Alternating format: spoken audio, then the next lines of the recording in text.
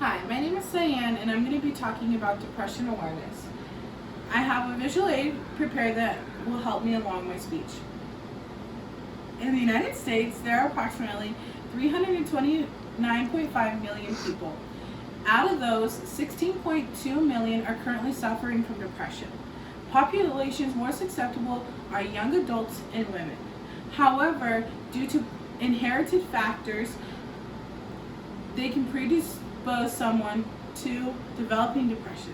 This widely common disease can be defined as a mental disorder characterized by a chemical imbalance of one's brain and can lead to a loss of interest in daily activities and, in extreme cases, suicide.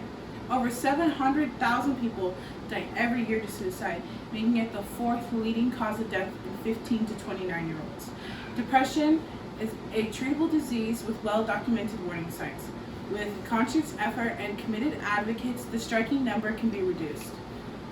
There are multiple causes of depression, starting with chemical imbalances and genetics. Depression can be caused by the imbalance of neurotransmitters of the brain. This is due to low levels of serotonin. Serotonin is known as the happy chemical and transmits messages between nerve cells. Serotonin helps stabilize our mood and that feeling of being happy. Without serotonin, it would lead to depression. Genetics can also play a part of depression. Women are more likely to suffer from it, but it is passed down to their offspring, and there's a 40% chance of hereditability. A couple of other causes of depression are personality and environmental factors. Starting with personality, it all starts with one's internal belief system. Internal belief systems are what one tells oneself about certain things that are happening. So if someone with people with low self-esteem are more susceptible to depression because that's all they're thinking about is how negative their life is, and that's what they're telling themselves. So that leads to their internal belief system. Another cause is when one is exposed to violence, neglect, abuse, or poverty in their environment. It leaves them vulnerable to depression as well. And then some of the warning signs are loss of interest or pleasure in activities once enjoyed, change in appetite or sleeping issues, feeling worthless or guilty, and thoughts of suicide or death.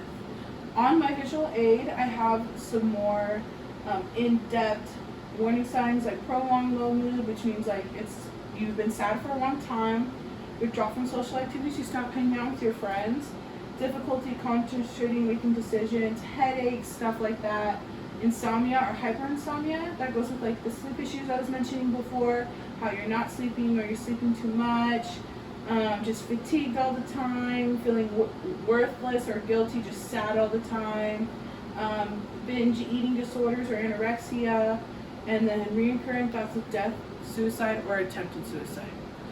Those are all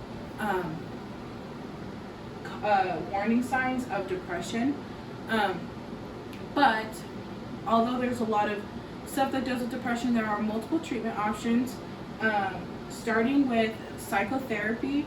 Psychotherapy is when it's a more individual therapy where you're just with a counselor or a psychiatrist and you kind of talk about your negative feelings and how to, prevent those feelings from coming on.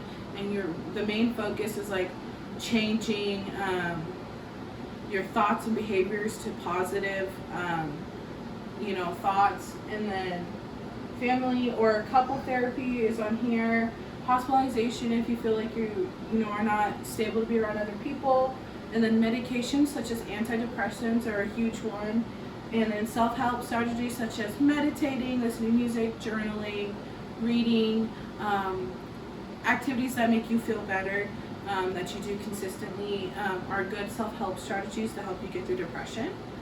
In conclusion, depression affects a large number of people. There's probably someone close to you that suffers from depression silently. There are many causes of depression, from chemical imbalances to environmental factors. But the most extreme is suicide. There are many treatment options such as therapies and medications and self-help options. The risk factors vary from loss of appetite, saddened mood, loss of interest in daily activities, hypersomnia, insomnia. It is important for you to look to these warning signs in your loved ones or close friends. If you or a loved one is feeling suicidal, please contact the National Suicide Hotline. You can contact them at 1-800-684-2324 or text helpline to 898-211 and they are 24 hours. Thank you so much for listening to my speech. Have a great rest of your day.